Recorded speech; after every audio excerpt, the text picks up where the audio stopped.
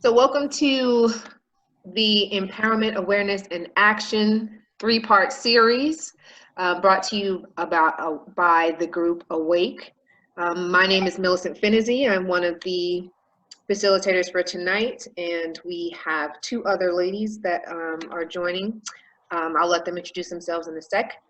I am a school psychologist by profession. I spent several years, with the Cobb County School District, and I'm now working privately in a private practitioner's office. And I am one of the original members of A.W.A.K.E. Ms. Chandler? Good evening, everyone. My name is Julynn Williams Chandler. I am also a member of A.W.A.K.E, one of the original members. Currently, by profession, I am a school counselor. Been serving as a school counselor with the Cobb County School District for 8 years now. And I am also a licensed professional counselor. Happy to be here. Ms. Goldman?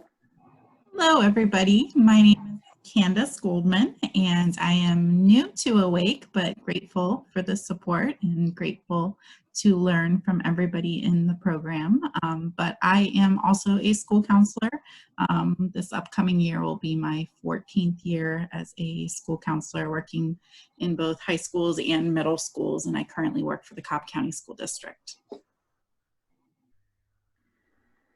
All right, so Marvin Finney, I believe you're on here as well. He is the originator of the concept of A.W.A.K.E, so I would like for him to just give you guys a little bit of information about who we are as a group and how we kind of got started. Hey everybody, how you guys doing? Hope everybody's doing well. Yeah, like Millicent said, my name is Marvin Finney.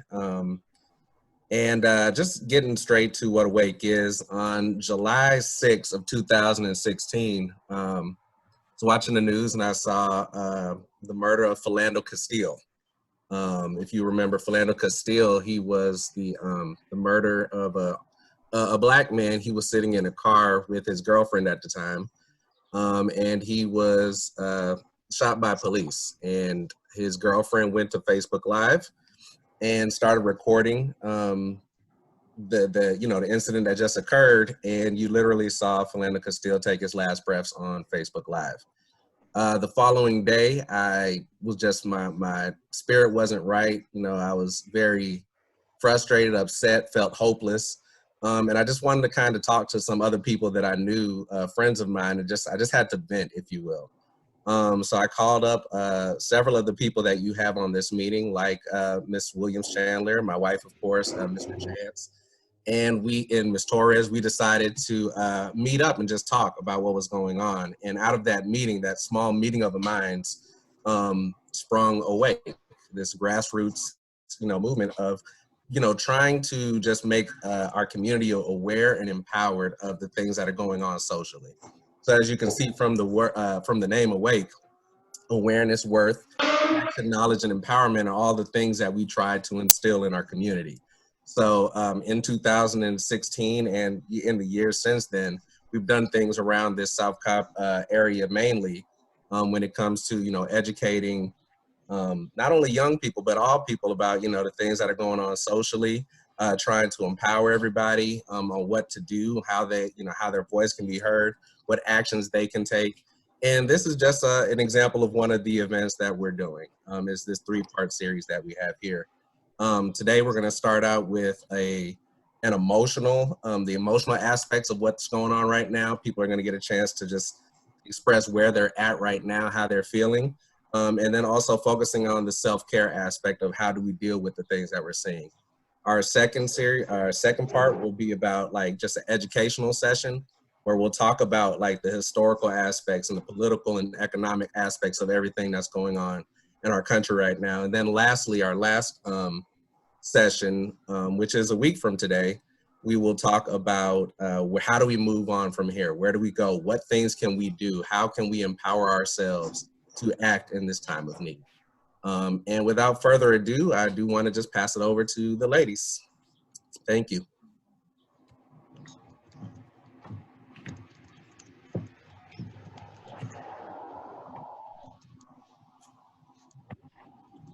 Mommy, make sure you have that Slido pulled up because we're going to get to using that momentarily.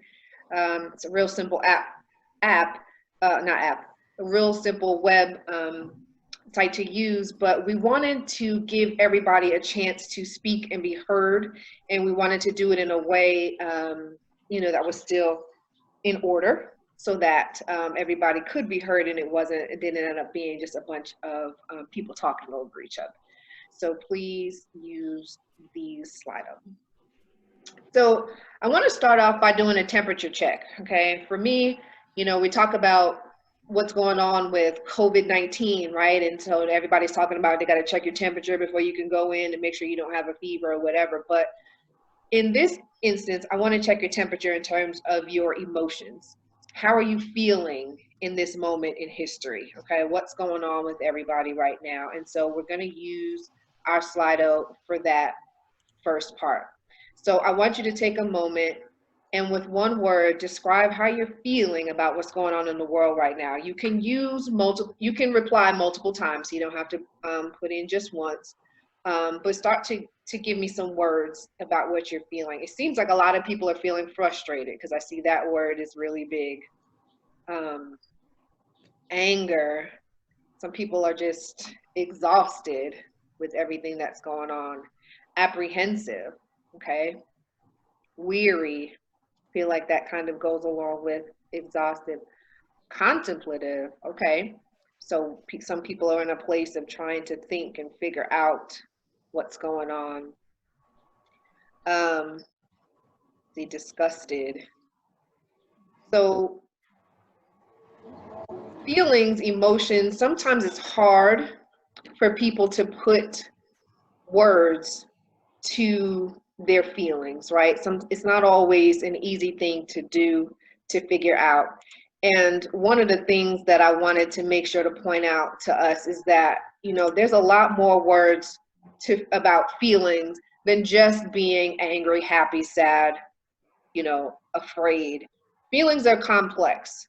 There's levels to it. And so maybe at the base of what you're feeling, it may be anger, but there's nuances to it, right? So because of what's going on, you know, you might be angry, but really it's like a frustration some people are feeling with how things are going. I saw some people talking about feeling like not trusting or apprehensive, if you will. And so when we get into those nuances, that becomes this outside of this circle. But we call this the feelings wheel because sometimes it helps us to start off with a simple word, one of the basic words, angry, happy, sad, afraid, but then to kind of branch out further and to really drill down into what that feeling actually is.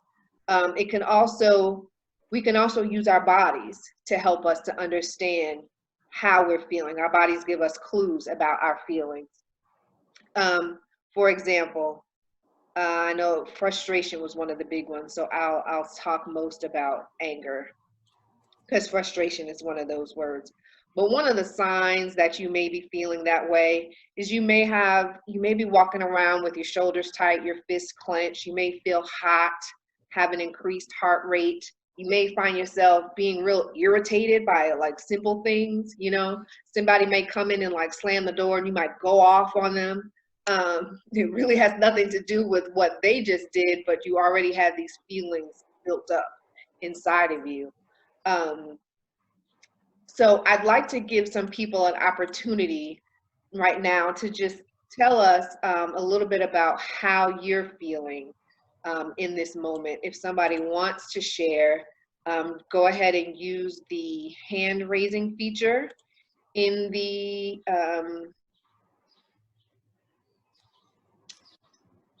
chat, and I can I'll call on you to be unmuted. Is there anybody that wants to share a little bit about how they're feeling?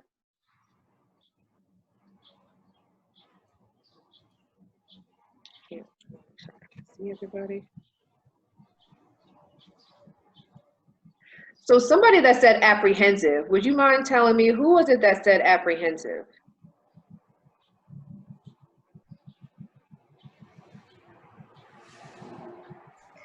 That was me.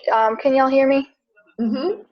Okay, Anna Clay. That was me. I said apprehensive just because it seems like there's so much up in the air, that it seems like things are changing on a moment-to-moment basis.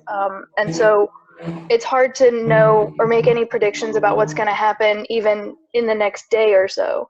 So just apprehensive, like kind of guarded in case things go in a negative direction, but not sure because they could go in a positive direction, just kind of unsure. Okay, so it sounds like you're kind of in a place that kind of brings me to the thought of sometimes we have like this duality of emotions, right? So it sounds like you want to have hope that things will get better and things will turn out well, but you also are feeling nervous in terms of, well, maybe they won't turn out, or skeptical that they won't turn out well. So, like I said, emotions are a complicated thing, and it is possible to have more than one feeling about a situation. Like, I'll give you guys another example. When COVID started and we all had to stay home and homeschool our kids, those of us that are parents, I felt multiple things at the same time. I felt both happy to have more time at home with my kids and also irritated because my kids are a lot. So, that's just one example of how it is possible to feel multiple things about a situation at the same time. With regard to what's going on right now, is there anybody else that may be feeling maybe multiple things at the same time? Millicent, I do. I think when the shift happened, and initially I wasn't really worried or that interested, let's just, for lack of a better term, in what could happen next. I was just rolling with it. Mm-hmm. Once we started getting more definitive answers, especially from like the school district letting us know that we wouldn't be coming back for the remainder of the school year, that's when my thought process started shifting, and I became more just cognizant about the way I spend time. So starting out, of course, there's a lot of feelings of frustration and just not knowing what's happening. It can be scary, but I think having other people to bounce these ideas and conversations off with is helping navigate what could happen next, and it's actually allowing me the opportunity to pour back into myself. Not so much worried about what's happening at school or just what's going on, not my own, but have come to become like a part of our families. So yeah, it's just mixed emotions, but then again, still. Uh-oh, I think we lost her.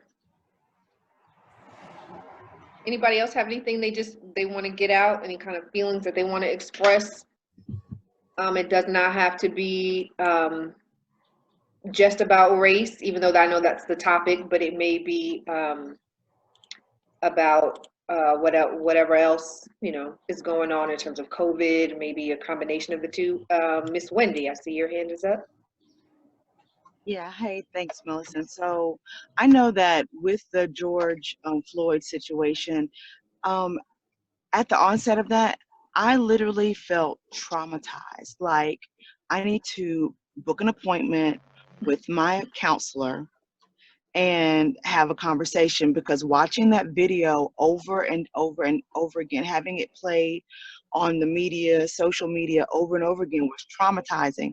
And that let me know as a minister that meant we as a society are traumatized, right? Like, children are watching that. Everyone is seeing that over and over again, and that we need to be in a place, hence why we're, doing this, that we have to talk about that, because it's going to affect everybody one way or another. Mm-hmm. Ms. Cooper.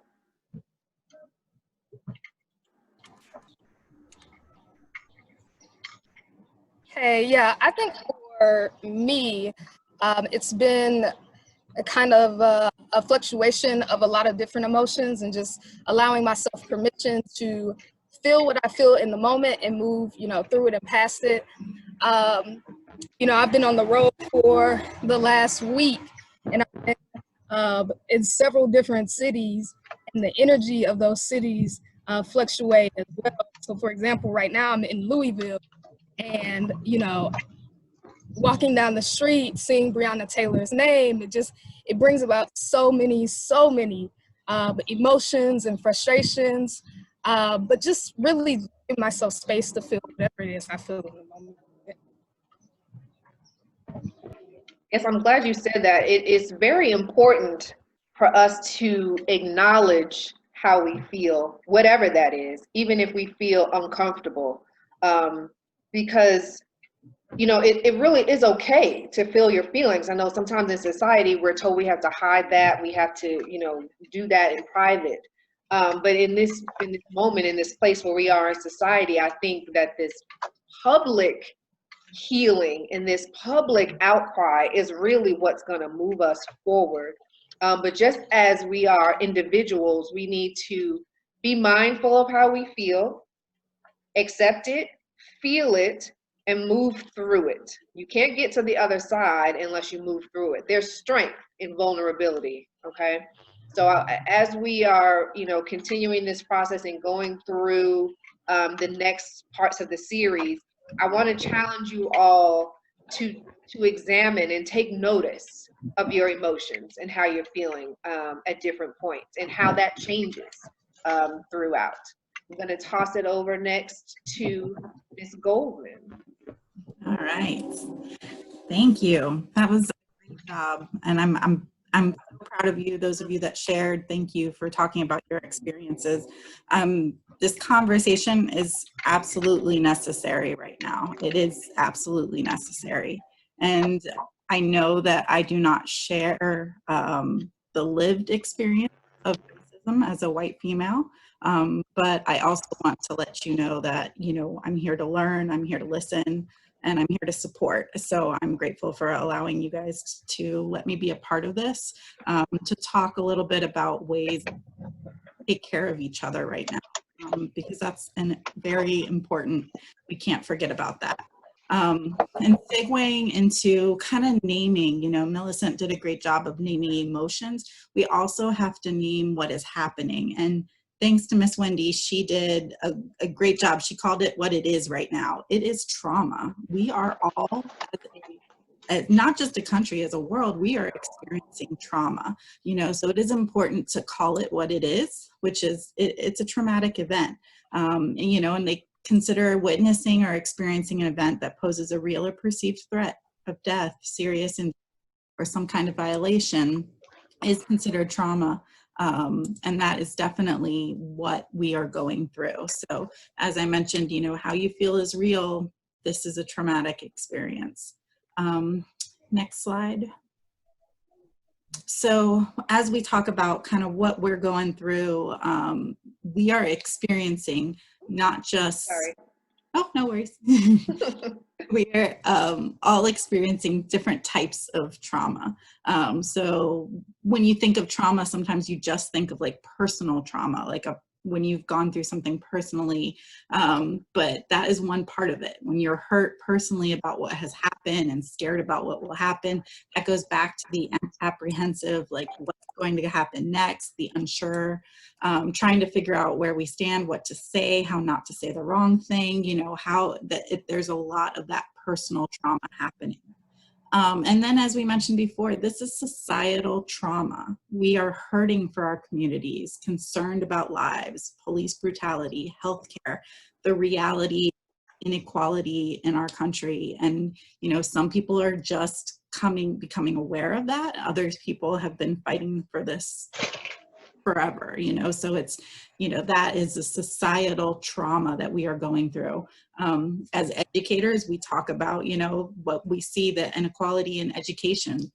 And then something that is really interesting is that toxic stress, how that is something as a society, we're all kind of feeling that right now, and that's related to trauma. And obviously, the trauma of trying to, building bridges with people who look different. And the reality is that there's people that are on the opposite side of that. There's people that are still trying to burn those bridges. So understanding that too, yes, there's the people trying to build bridges, but then there's also people that may not see it or aren't understanding, which is a challenge as well. And then the third thing is vicarious. We are living vicariously because we are inundated with all the social media, with the television. We are a country of a 24-hour news cycle. We get the alerts on our phone, and as Ms. Wendy said, we all witnessed a very traumatic event with George Floyd. And that is something that it keeps being played over and over again. The police and riot gear, that's a traumatic thing to witness also, especially when it's in predominantly Black communities. There's just a lot of troubling images out there. So that is what we as a society are experiencing. Both this personal, societal, and vicarious trauma are real things.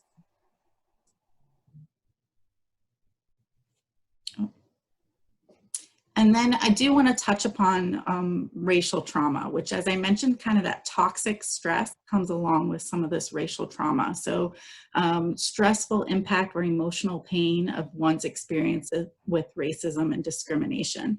And there is so much research out there that there is a lot of dehumanization, especially of young Black boys and like what they, are perceived as, and versus, they carry that stress. Mothers of Black boys worried about, is my child going to be safe if he gets pulled over? So just different, like the actual trauma that comes refers to that stressful impact, the emotional pain that one is experiencing with racism and discrimination. And that's important for us to recognize. And even if someone may not personally understand, but for us to understand that it does exist. And I'm going to turn it over to Miss Julyn Williams-Chandler to talk a little about. Hold on real quick before you toss it to her. I just want to make sure everybody has the polling information, because I do want to ask another question related to this trauma. As I'm pulling it up, I just wanted to bring up another point too about, people may not realize or be aware, but repeated exposure to trauma or sitting and living in trauma for long periods of time can lead to other mental health illnesses like anxiety and depression, for example. And that's just biology, right? Because of how the brain works. So when we are experiencing trauma and stress, our body releases more cortisol in our brains. And when your brain, that's the one of the cortisol and adrenaline. And those are the hormones that help us, that put us in that fight or flight mode to be prepared to defend ourselves in a situation or to run away and escape the situation. They are innate. God gave these, or whoever you believe in, your creator gave these things to you to help you survive in situations. But when you are constantly, your brain is constantly being bathed in that, you don't know how to turn that fight or flight off anymore.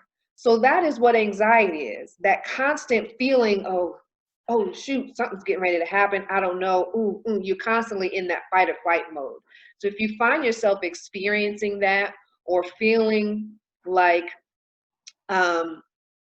you just always kind of feel like you're waiting for the other shoe to drop, but you never knew what that feeling was, that's anxiety. That's what that is. And you don't need to be ashamed about that. Again, it's all based in biology. It's based in a combination of your, continued and repeated exposure to stress and trauma, and your brain's resulting reaction to that. And so if that is something that you're experiencing and you need some outlets for that, we're going to give you some information about that. I do want to, again, go back to the poll and ask a second question. Do you feel you've experienced trauma directly or indirectly related to these recent events or any acts of racism you may have experienced previously?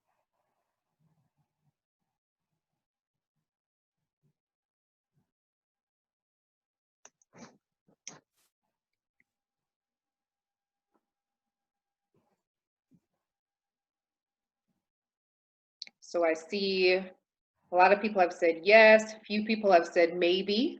Okay, so that suggests to me that you're kind of in this place of still really kind of learning and understanding what it means to be traumatized by an event. I wonder too if there's some hesitancy on some people's part to say that you're traumatized. We haven't really talked about this yet, but is there anybody, yeah, I have. Is there anybody in here that feels like they may not have a place to say how they feel, or they don't have a right to have a feeling and an opinion about the situation? Bales, go ahead, talk to me. Yeah, I definitely think, like, those of you who know me and have heard me talk about this before, like, I'm very aggressive about, like, it's not about white feelings, it's not about how white people feel.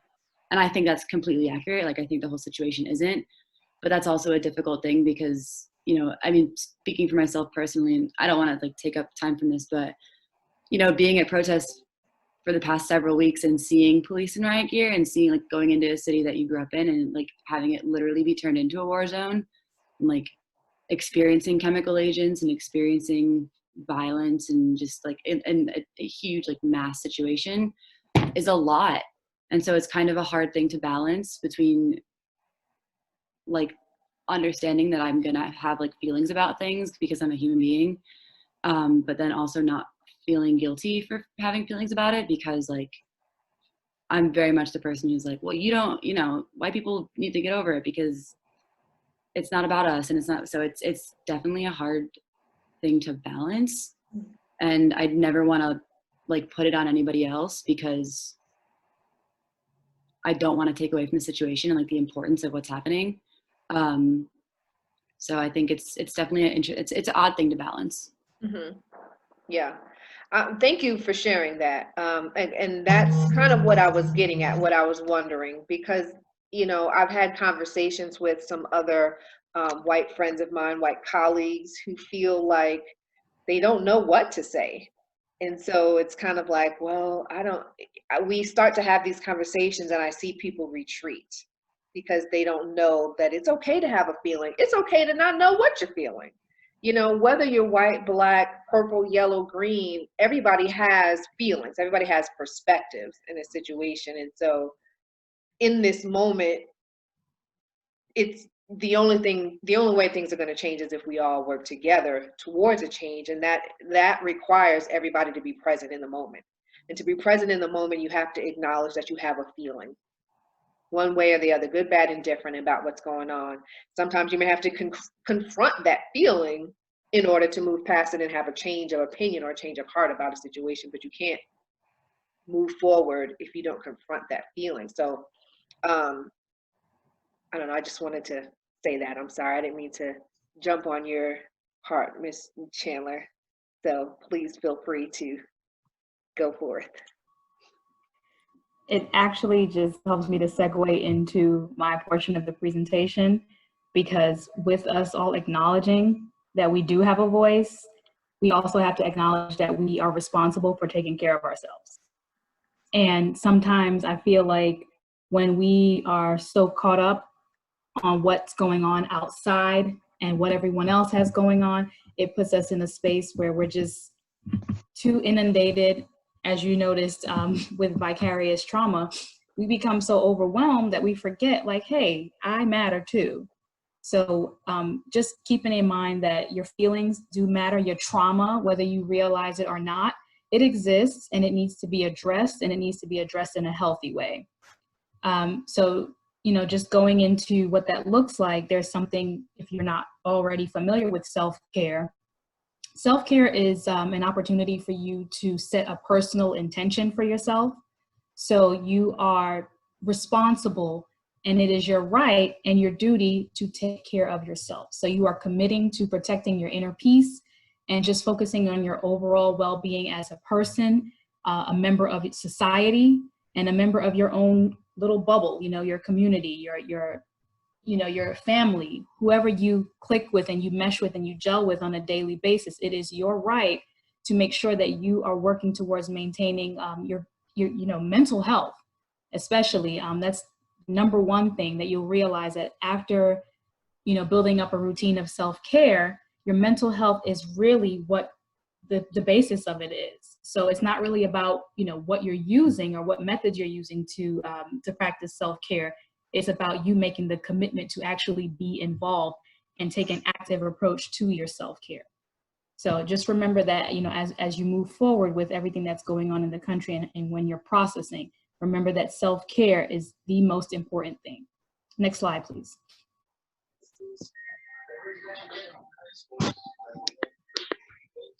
So with self-care, there isn't really a rule book or a manual on what self-care looks like. Everyone has an opportunity to create their own understanding and their own vision of what self-care looks like for them as a person. And even as, you know, if you're orchestrating self-care activities for your family members, it's a conversation, it's a feeling, it's a process, and it's totally up to you. So I just wanted to provide you all with some activities that you can do, or just some things to remember or be mindful of as you're moving forward with your self-care practice.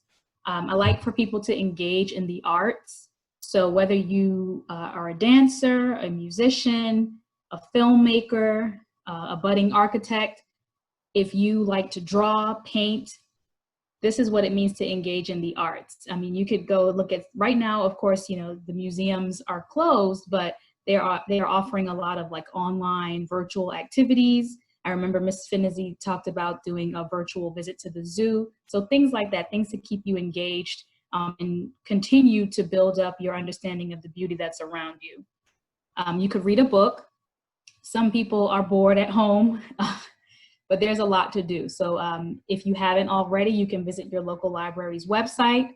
They have some free resources that you can log in and read books, read new books, read activities that are going to, I guess, help you to grow throughout this time and throughout this process. It's a really good time to focus on your development, your professional and your personal development. So, you know, checking out a new book would be a great way to help you to care for yourself. Also, cooking a healthy meal.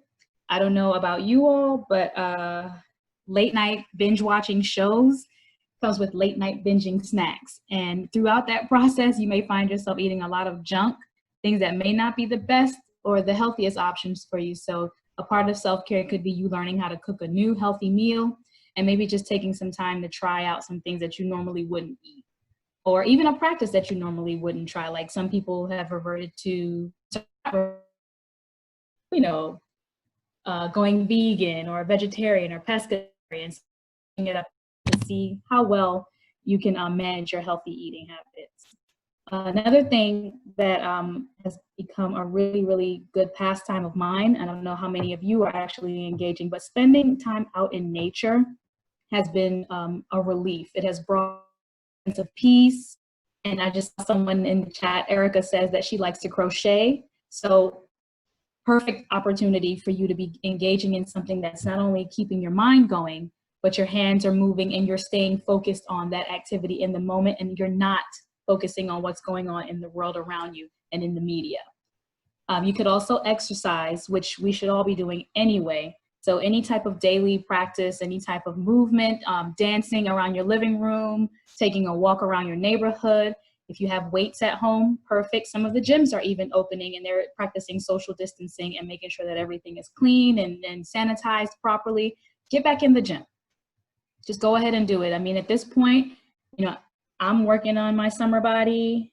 I don't know if you all have been on IG lately, but as you can tell, the DJs have been throwing massive parties online. So this is your opportunity to get that body moving, get those hips rolling, and just make it your own fun experience. My sister and I were discussing yoga, and that is one of the key elements to like helping your body with flexibility, relaxation, which is also leads up to the next point, which is meditation. And if you all are not aware of what mindfulness is an opportunity for you to just center yourself and focus on the present and the here and now. With everything happening, again, we have these distractions, we have our trauma experiences. We may not be taking the time to just settle and to just be in the moment and to really just be at peace. So if you can take some time to do that, that would be great. Also expressing gratitude. There is something called a gratitude journal. You don't have to have any special book, just a regular composition notebook, a spiral notebook, or a little journal. And start writing down the things that you are grateful for. You know, sometimes we forget that there is still a lot to be thankful for, a lot to be grateful for. And, you know, you're connecting with people on a daily basis, whether it be through Zoom or a Teams meeting, you know, you're still up and about. Any moment that you have an opportunity to breathe, you know, and to engage with others, this is something to be grateful for. So let's not focus all the time on the negativity and all of those aspects that are drilling into your head every day. This bad thing is happening, this is happening, the rioting and the looting. We know, okay? We all know what's going on, but I want you to take the time to recenter yourself and just give thanks, okay?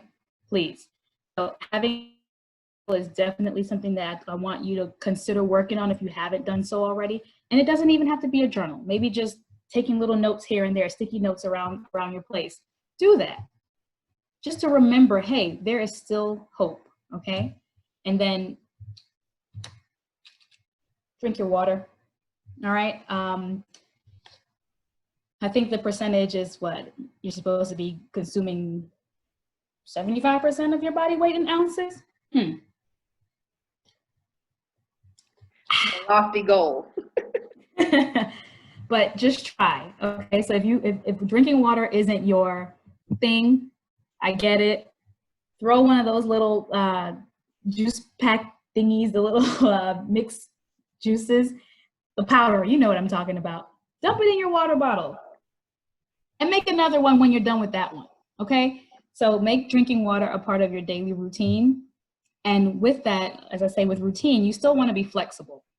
A lot of you may have a routine already in place that requires you to be seated in one spot for, you know, hours on end, or you have to go, you know, to the store at a certain time. You know, your elderly parents may need you to take them here or there. Just be flexible with your schedule. And actually, I just got a correction. That is 0.67% of your body weight. So just know with the water, I'm sorry. So drinking at least 0.67% of your body weight a day in ounces, okay? So again, back to being flexible, making sure that you are taking the time that you need to allow changes to happen with your daily schedule and your daily routine, your weekly routine. As Mrs. Finizzi told you all, she has children at home. She and Marvin are raising a family of little ones, and with these kids at home, they require structure, right? But there are times when the parents may have something to do that may veer them off the course that they already set in place for the kids. They got to be open to making that change, right? And it's okay for you to do that too when you're working on your self-care. It's okay. No, you didn't get everything done that you had set out to do that day, but that's fine. Pick it up another day. It's okay. And in the process, laugh at yourself. Laugh at yourself, laugh at your family members, just laugh, okay? And as I move on, think about disengaging. All right, a lot of us have been getting caught up in the media, social media, the news coverage, and it is draining. If you understand where I'm coming from, say draining. Draining. Thank you. Draining Activity. So when you're sitting up and you're scrolling through your timeline and your feed and you're like, oh my gosh, another thing, again, like the comments, people who are just ignorant, right? And not everyone who doesn't agree with you or your opinion is ignorant, but there are a lot of people who are not together. Are ignorant.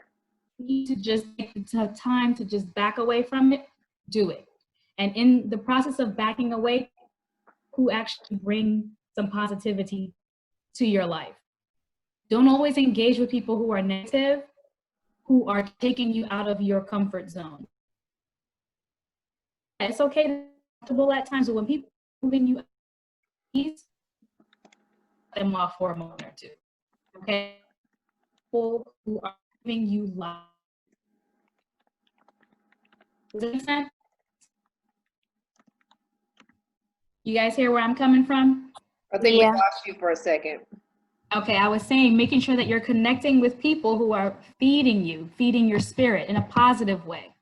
Okay, and it's okay to be truthful. There are some parents out there who may not be ready to have the conversation, an honest conversation with their children about what's happening in the world around them, and that doesn't serve those children very well. It won't serve them well. So we have to be honest with ourselves and each other and have those conversations that are necessary. Okay, so talk it out. When you're feeling that and it hurts and it's confusing and it's frustrating. So all the things that we talked about in our poll, right? When those things arise, take a moment to say, you know what? Hey, mom, dad, cousin, uncle, friend, can we talk about this?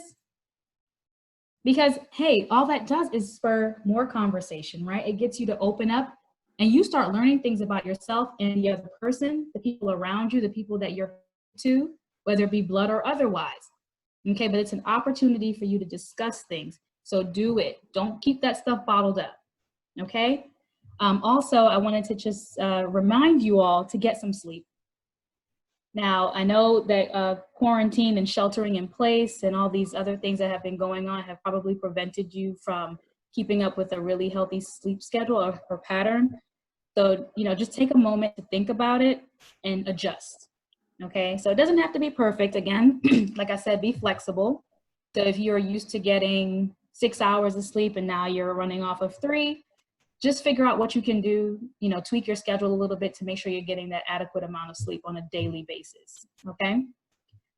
Moving forward, Millicent and Candace can share and let you know how important it is that therapy is taken into consideration. We as mental health professionals need counseling as well. So we do not shy away from advising, and we, you know, we're not forcing it, but we are letting you know how important it is that you do seek therapy if you are the kind of person who's holding on to that trauma and you have not acknowledged that it does exist. Okay, just taking a moment to make sure that you are taking care of yourself. And if therapy is a part of that process, please, by all means, take advantage of it. If you don't know where to look, call your insurance company. Okay, talk to your parents if you haven't done so already. Find out what is out there because there are tons of resources. So all many. Right? And yeah. Can I just speak on that a little bit? Yeah. You know, a lot of people I think sometimes are afraid of therapy and it has like this negative connotation to it. But it's really an awesome opportunity for you to dump all of your stuff on a neutral third-party person who can't tell any of your secrets to anybody else. Like, that's the beauty of it. You can be as ugly, as nasty, as deep and gritty as you want or need to be, and that person is held by law to not tell any of your dirt to anybody. Unless you, I mean, duty to warn, okay? Right. If you mention anything about harming yourself or another person, homicidal ideations definitely have to be reported. But even in that, though, there's a line. Right. There's a line. There is a line. But even in that, there is a way that counselors can go about doing it where they involve you in the process and help you to, you know, to go forward and actually express those things on your own, and get you the help that you need in relationship to those things. So yes, you actually got there before I did, but yes, if you are thinking about harming yourself or harming someone else, then there are procedures and things that have to be taken into consideration with those situations. But again, even in that situation, it's not just somebody going out and just telling all your business, because they can still do what they need to do in order to get you the supports that you need to handle that situation without giving all of the details of what you talked about to them. So you know, just know that you are protected in that. But just on a personal note, I have gone to counseling. I'm not afraid to say that. When I was young, I experienced a lot of trauma in a short period of time. My dad died. I had to move to California from New York, which I lived at until I was 18. And I got diagnosed with a heart condition, all within the span of like a couple of months from each other. So I was not in a good place. And I was sent to this guy as a counselor, and as a young teenager, I was, you know, a young Black teenager, and I was presented with this older white man counselor, and I remember not wanting to give him a chance because I'm like, what is this white guy going to tell me about my feelings? But it ended up being the best thing that ever happened to me. Like, he saved me, and it was just what I needed at that time. So again, sorry, I'm gonna jump on No, your toes. this is perfect because it helps to take the conversation to another place. So going back to that talking it out piece, when you have an individual who, again, is neutral, who won't necessarily judge you in that space, and they can't talk about what you're sharing, you have a weight lifted off your shoulders. Okay, you have given yourself free reign to talk about whatever you need to express yourself openly. And that is a part of the therapeutic process, and understanding that, you know, there is still light after tragedy. Okay, so as Mrs. Fennessy said, you know, she had experienced a lot in a short period of time, just like right now, we are experiencing a lot. Okay, February until this very moment, so many things have taken place. Something so simple as the voting process. It should have been simple, but even that has increased anxiety, you know, on so many levels here in Georgia. Okay, and we are trying to grapple with what's next, right? So we need to start taking a moment to step away from the what's next and just focus on the here and now. And a part of that, and it brings me to my next point, which is cultivating joy. And I saw this in one of the documents that was presented through the counseling forum that we are part of. Cultivating joy is whatever is going to bring you the most connectivity to your culture and your traditions. So when you are faced with, you know, just feelings of anxiety or feelings of confusion or doubt about who you are, connect back or reconnect with your traditions and with your culture. And some people don't know what their cultural makeup is, but this is a perfect time to start exploring it, okay? And I'm not talking about just going to Ancestry and looking, no, just really figuring out what makes you, you, and the people around you, the things that you've learned over time, people who raised you. What were some of the cultural things, some of the positive cultural things that you all experienced together as a family or as a unit or as a community? And reconnect with those things. Figure out how they can reestablish the joy within you and around you. And then shake it off. Listen, we don't have all the answers. You're not always going to get it right. It's not always going to be what you want it to be, but just know that it's a part of the bigger plan. So whatever the outcome might be in a situation, just know that it was for the greater good and it was what you needed at the moment. Okay, so just remember that. Okay, these are just some pointers for self-care, and it's not, you know, a hard list. I mean, you know, there are so many things that you can do, but these are just some of the things that I wanted to suggest to you all and give you just a place to start. So if you haven't, remember, you know, engaging in the arts, your gratitude journal, if you want to start that, drinking your water, okay? So 0.67% of your body weight in ounces is what you should be consuming on a daily basis. And therapy. And then lastly, next slide. Here are some apps that I want you all to consider. Now, you can find them on the Apple Store, on Google Play, Headspace. I don't know if you all have heard of it, but Headspace and also My Life Meditation are some meditative apps, or apps that you can use to start your meditative practice. We mentioned mindfulness before. So just taking the time to zero in on where you are in the moment, connect with yourself, just taking a moment to center yourself with your eyes closed, just a, you know, an activity to keep you at peace if you've had a rough day, or just to get you wound down for the evening, so before you go to bed. Calm is another good one. And we have been using these with students from all age ranges. My little cousin, actually, he's 6 years old.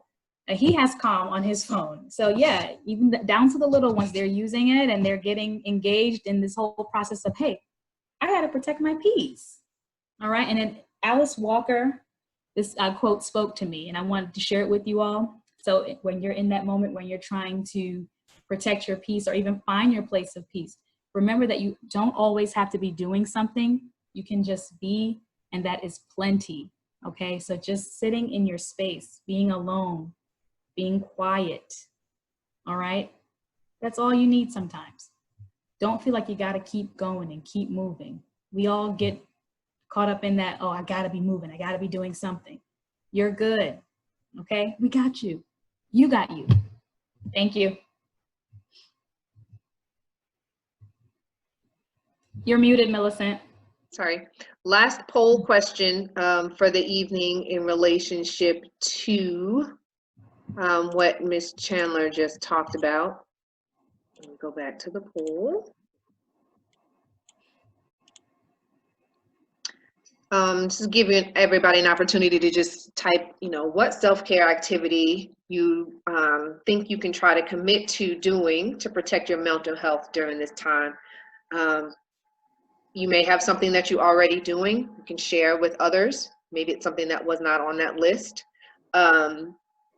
or something you want to commit to today, beginning right now. Me personally, I like to do crafts. My husband can tell you that our garage is currently filled with Tupperware bins of my craft items and things because, Hobby Lobby is my jam. And I recently found another cult of people that I now belong to on Facebook, people who craft from the Dollar Tree. So at least I won't be spending as much money doing my crafts. But I like a lot of what you guys are saying. Oh, somebody makes wigs. Who's that? They gonna make me a wig, girl? That's me, Jody.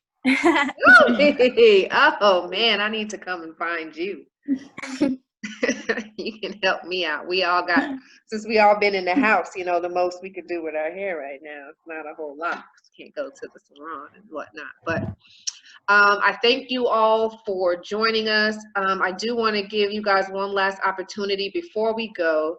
If there's any more pressing thoughts, comments, or concerns, if anybody would like to share anything before we go, I would like to open the floor up one more time while people are typing in their comments here.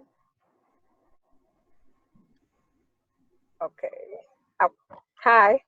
Hi. Hi. I'm Julian's aunt, Miss Chandler's aunt. Hi. Welcome. Hi. How are you? I just wanted to just go back to when you were saying about going for therapy, right? In the African American culture, we was always taught that you can go to your pastor or your minister, to talk or whatever, right? But I always try to stress to people that you have to go to therapy, especially as Black women. We take on a lot more than usual. And I say usual because it's a lot of weight on our shoulders, because a lot of things that we see as a mother, you see it as a sister, as an aunt, as a grandmother. There's a lot put on African American women, right? And I have a very diverse and community of friends, right? So, and then I have a very large community of young men that I call my sons. Mm-hmm. So with everything that's going on now, it's so funny. I'm not at work now, right? But they reached out to me surprisingly, and they're like, "Ma, are you okay?" And I was shocked. I was like, "Why are you calling me?" And like I said, I have daughters and I have nephews, so, but I have work sons, and my work sons called me and they're like, "Are you okay?" And I'm like, "Yeah, why would you ask me that?" They said, "Because we needed our therapist here and you're not here." And I was, and it threw me back, and I didn't realize how much that I talked to them and try to keep them at a calm, right? So, and then I realized, I said, wait a minute, I haven't spoken to my therapist. So I called her and I actually helped her. So we did a piggyback off of each other. So you'd be surprised who you actually help by simply having a conversation or just being an ear to someone. And again, as African American, don't be ashamed to go. And as women, okay, now not to leave out any other culture, as women, we take on a lot. We put the burden. A mother is very nurturing, and I'm not taking anything from men, but we take on a very strong role to make sure that the family is in a certain way and, you know, is strong with certain things. So don't be ashamed to go get therapy. And it's actually fun.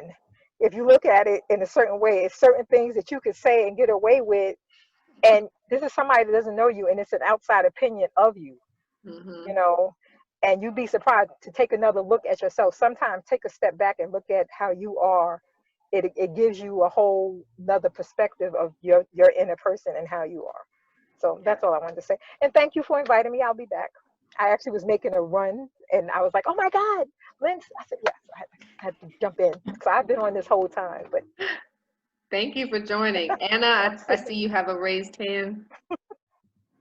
Yes, hi. I have kind of a question. So as I'm looking for some kind of input and ideas on how best to handle this going forward, because as a teacher, a part of what we do every day that's just kind of behind the scenes is, you know, keeping our finger on the pulse of the classroom in terms of students' well-being.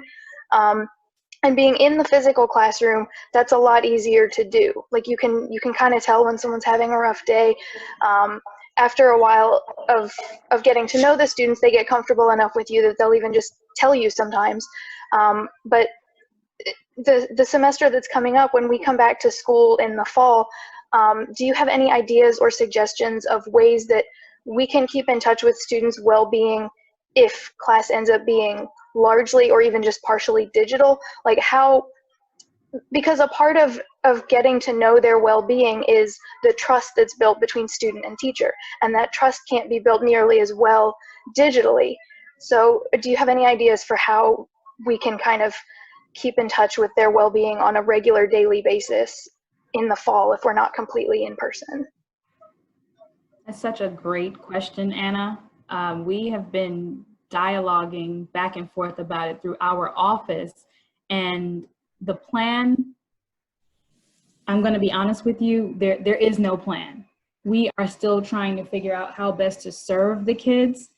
I just know that having an open door or open email at this point policy is definitely key. We have talked about having Zoom appointments, or you know, just we use an app, and Candace, you can talk about it as well. Our meeting book, what is it called? You Can Book Me, and giving the kids an opportunity to just chime in and connect with us when they need us. So just having an open schedule to allow them to just chime in and say, hey, I need to talk, or are you available? But then also providing them with access to resources such as the Georgia Crisis Hotline, if they need to tap into some of the local resources that are available, Cobb, you know, Community Services Board, just having things out there that they can connect to if you are unavailable. So we, you know, as a team are going to compile that, you know, resources and provide it to our school. And then hopefully, you know, some student out there will take advantage and know that you are a trusted adult and they can reach out to you, you know, when it's appropriate and when they need to. Yeah. But there is no, you know, exact science to it. So Candace, what do you think?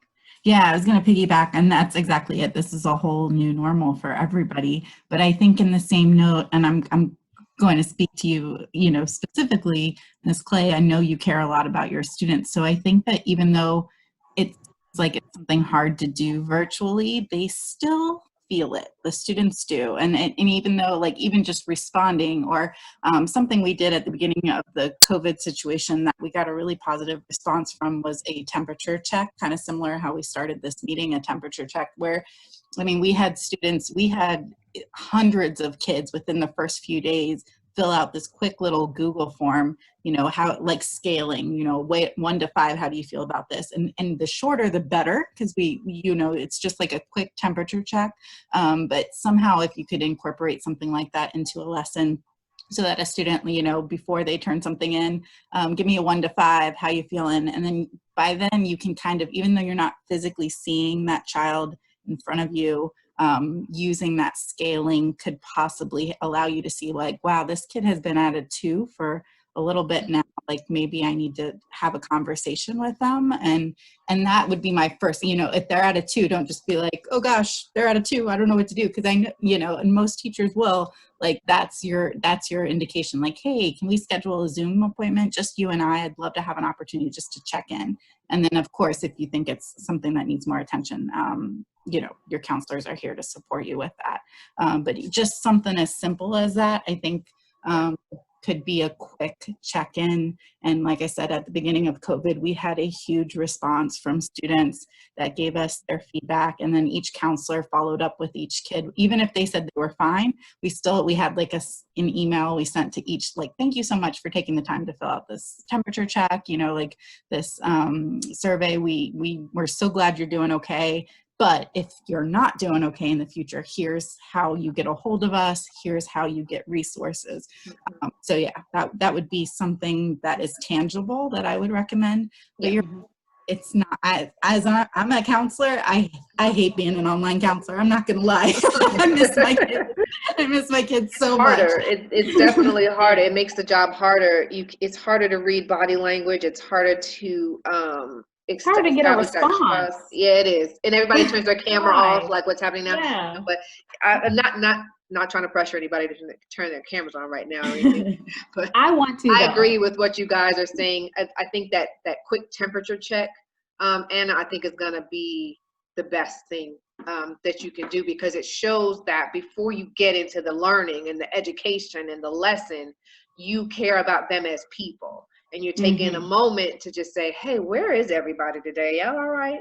And I think that'll also help you figure out how the rest of your lesson is going to go. Because if everybody's at a 2, you might as well just stop.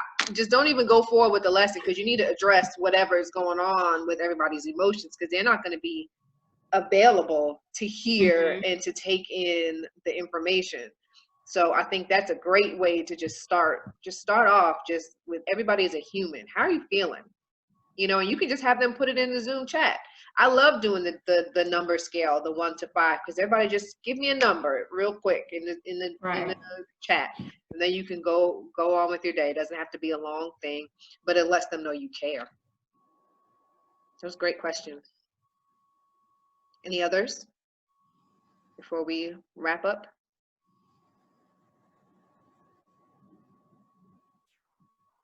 Okay, so before Ms. Chandler goes into her last part, just want to remind everybody, part 2 of this series is going to be on next Tuesday, the 16th. Next Tuesday, the 16th, same bat time, same bat channel. But we'll definitely make sure to get that information publicized and out again for everybody to find and to share with others. Remember, our next session is going to be taking a deep dive into the history of kind of how we got to where we are, and just really getting an understanding of some of the police policies and some of the things that have led to what we saw happen to Mr. Floyd and what we saw happen to Mr. Castile and the host of many others. And so if you want to get some more understanding about that, we're going to have some other guests and other speakers coming forward that have more knowledge in that area that will be leading us next Tuesday at 6:30. So Ms. Chandler, want to close us out? Yes, I would like to, at this point, ask that everyone, if you can, and I'm not begging, but I would love to see your beautiful faces if you want to show them. I don't care what they look like, okay? No judgment. No judgment. Jody, show me you. Hi, Parker. Hey, y'all. Sorry I was late to this. I'll be on time next time, I promise. No worries. That's okay. Hey, Bannerman. Devin, are you there? I want to see your face. Tanya, are you? Hi, Teresa. Teresa, I see you. Lovely lady. All right. So, you know, just to close out, let's remind ourselves that we are entitled to gratitude.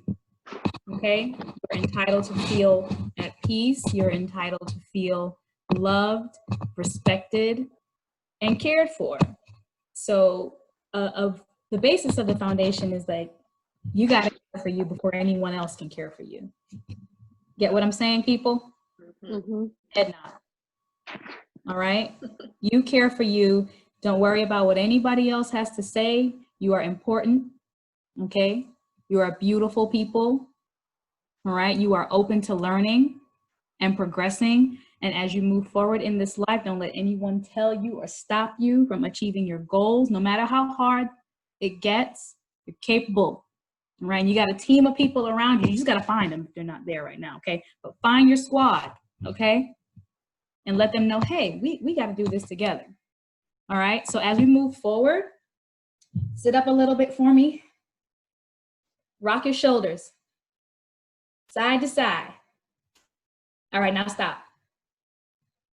Okay? I want you to close your eyes. No peeking at me. Close your eyes. All right? And I want you to raise your shoulders up to your ears.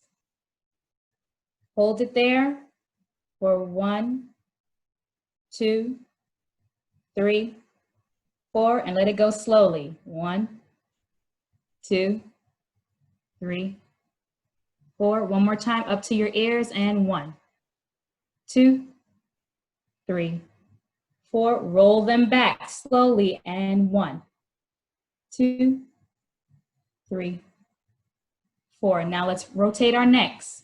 Let's move them to the left, everyone. Ready? 1, 2, 3, 4, 5, 6, 7, and 8. Roll to the other direction, and 1, 2, 3, 4, 5, 6, 7, and 8.